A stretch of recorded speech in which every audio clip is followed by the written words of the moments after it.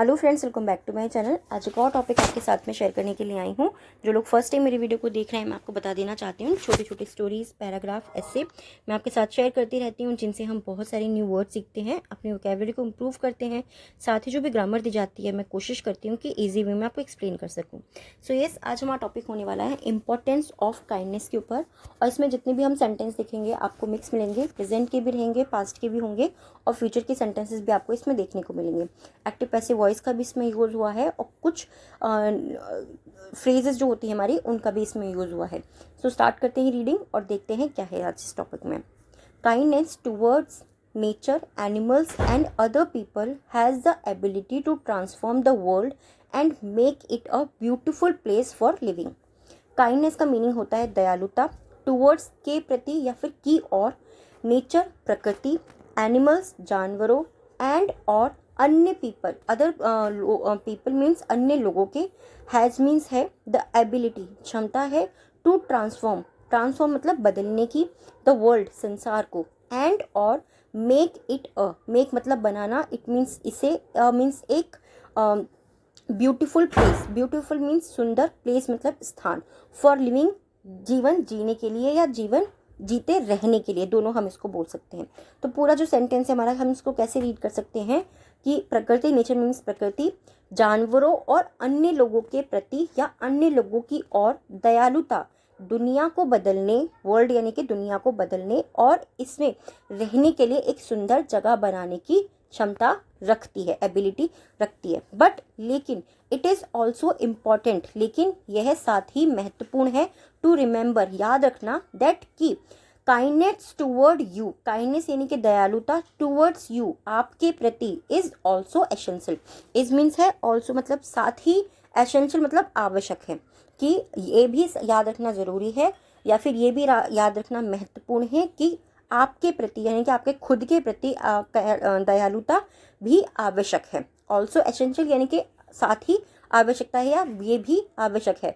For personal growth, for means के लिए, personal growth यानी कि व्यक्तिगत जो ग्रोथ होती है या व्यक्तिगत जो वृद्धि होती है उसके लिए आवश्यक है। Kindness is a basically being polite, compassionate and thoughtful.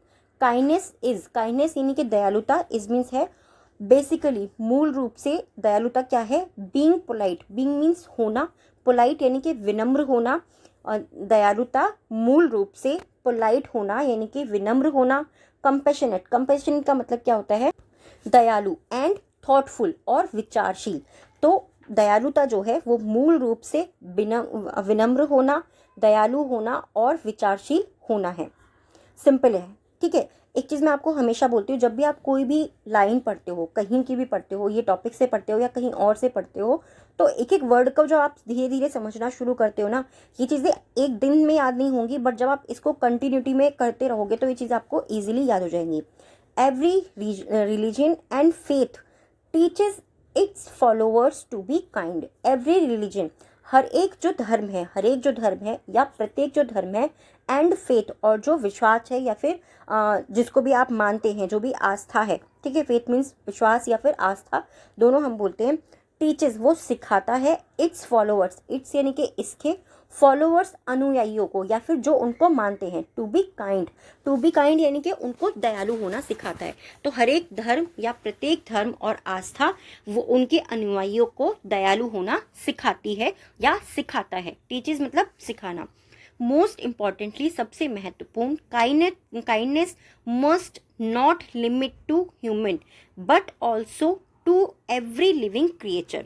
Kindness यानी कि दयालुता, मस्ट नॉट लिमिट, उसकी सीमा नहीं होनी चाहिए, यानी कि वो वहाँ तक सीमित नहीं होना चाहिए, टू ह्यूमंस, वो केवल मनुष्यों तक सीमित नहीं होना चाहिए, बट लेकिन ऑल्सो टू लिविंग क्रिएचर्स, साथ ही लिविंग क्रिएचर्स यानी कि जो जीवित प्राणी हैं उन पर भी होना चाहिए। जैसे कि उसमें एनिमल्स भी आते हैं, बहुत सारे क्रिएचर्स होते हैं, जैसे जो पानी में रहने वाले जानवर हैं, मतलब बहुत सारी ऐसी चीज़ें होती हैं, सिर्फ ये मनुष्य तक सीमित नहीं होना चाहिए, इसमें स्पेसिफिकली ये वाली चीज़ कही जा रही है।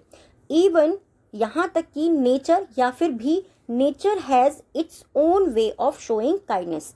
इवन यहाँ तक कि नेचर जो प्रकृति है, हैज़ इट्स ओन वे, उसका अपना तरीका है, टू शोइंग दिखाने का, काइंडनेस यानी कि दयालुता दिखाने का। फॉर इंस्टेंस उदाहरण के लिए द ट्रीज यानी कि जो पेड़ होते हैं, द ट्रीज जो पेड़ होते हैं, the trees grow fruits for us, the trees जो पेड़ हैं ग्रोज वो उगाते हैं या बढ़ाते हैं फ्रूट्स पौधों को। तो यहाँ पर हम क्या करेंगे, ग्रोज का मीनिंग उगाते हैं, ठीक है, वो पौधों को उगाते हैं, ट्रीज जो है वो पौधे देते हैं या उनको बढ़ाते हैं, फॉर अस हमारे लिए, एंड प्रोवाइड और प्रदान करते हैं, अस मीन्स हमें, विथ शेड हमें छाया प्रदान करते हैं। One must not to see kindness as a core value but as a fundamental behavioural element. One कोई एक व्यक्ति, मस्ट नॉट सी वो नहीं देख सकता, काइंडनेस इस दयालुता को वन एक व्यक्ति नहीं देख सकता, यहाँ पे मतलब कि कोई है जो नहीं देख सकता, एज क्योंकि अ कोर वैल्यू यानी कि जो उनका मूल मूल्य है, बट लेकिन as a fundamental behavioural element, as मतलब के रूप में या की तरह, अ फंडामेंटल एक मौलिक व्यवहारिक तत्व की तरह, व्हेन मतलब उनका जो वैसा तत्व होगा शायद वो उसके अंदर ये वाली चीज़ नहीं देख सकता। इसमें ये वाली चीज़ कही जा रही है कि कोई ही ऐसा व्यक्ति होगा जिसके अंदर ऐसे जो उनके जो मूल्य तत्व होंगे जो इस काइंडनेस को, जो फ्रूट्स हमें दे रहे हैं या जो प्लांट्स हमें दे रहे हैं उसको नहीं देख सकते होंगे। ये वाली चीज़ इसके अंदर कही जा रही है।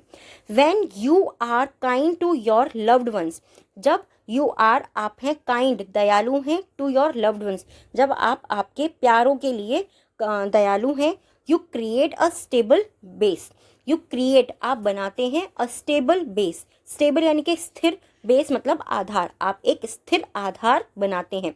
जैसे कि नॉर्मली अगर हम लेना चाहें तो एक घर में कोई पिताजी हैं तो फिर उनके लिए रहने के लिए जगह बनाएंगे, उनको मतलब स्टेबल करेंगे, उनके लिए एक स्टेबल जगह बनाएंगे कि वो इधर उधर ना भटके, या जो भी चीज़ें होती हैं, बहुत सारे एग्जाम्पल्स हम यहाँ पर ले सकते हैं।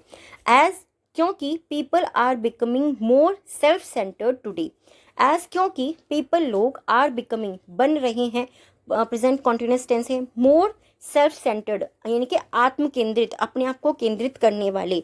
We must learn kindness, we must learn हमें ज़रूर सीखनी चाहिए, काइंडनेस यानी कि दयालुता, हमें ज़रूर दयालुता सीखनी चाहिए। We must try to integrate it, we must try हमें ज़रूर कोशिश करनी चाहिए, टू इंटीग्रेट इट, इंटीग्रेट यानी कि समाहित करना या अपने आप में इस चीज़ को बसा लेना, इट इनटू आवर सेल्फ यानी कि हमें ये अपने आप में ये चीज़ दयालुता जो है उसको अपने आप में समाहित कर लेना चाहिए। You might not know how a small act of kindness can bring about a change in someone's life. You might not know, तुम शायद नहीं जानते, might means होता है शायद नहीं जानना, ठीक है। You might not know शायद तुम नहीं जानते, how a small act कैसे एक छोटा कार्य, ऑफ काइंडनेस कैसे एक काइंडनेस यानी कि दयालुता का छोटा कार्य कैन ब्रिंग ला सकता है, about a change in someone's life, about a change in someone's life यानी कि एक बड़ा बदलाव ला सकता है किसी एक व्यक्ति के जीवन में।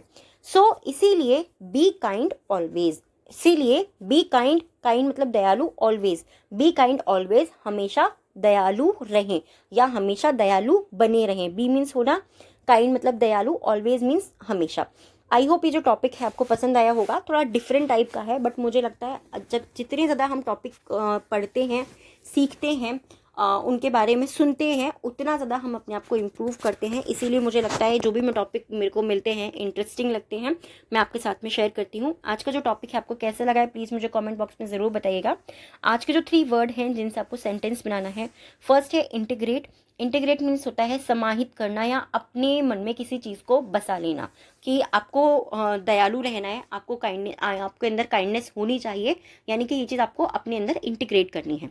बेसिकली मूल रूप से काइंडनेस, दयालुता, इन तीनों वर्ड से आपको सेंटेंस बनाना है। और आज के जो 3 वर्ड हैं डिक्टेशन के, फर्स्ट है हमारा थॉटफुल, नेक्स्ट है क्रिएचर एंड थर्ड है fundamental. Thoughtful, creature and fundamental, इन तीनों वर्ड से आपको डिक्टेशन के जो हैं ये लिखने हैं। आप इसको कमेंट बॉक्स के अंदर भी लिख सकते हैं, नोटबुक है आपके पास उसके अंदर भी लिख सकते हैं। मेन जो चीज़ है हमारे लिए यहाँ पर इम्पॉर्टेंट कि आपको प्रैक्टिस करनी है। Thanks for watching and thanks for your time.